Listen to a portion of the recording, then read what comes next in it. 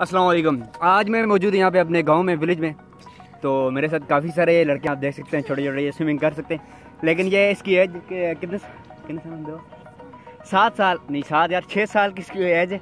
और आप इसकी स्विमिंग चेक करें, कितनी अच्छी ये स्विमिंग कर सकते हैं। ये आपको ये करके दिखाएगा। जब मार छाल मार,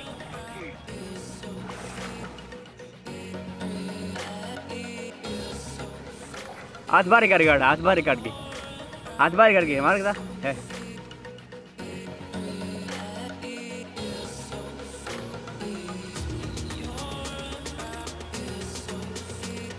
हमारे पास बेहतरीन स्विमर से भी जंप करके दिखाएंगे आपको इखलाक और उसके पीछे उम्र। तो लेट्स गेट स्टार्टेड। इखलाक ये चीज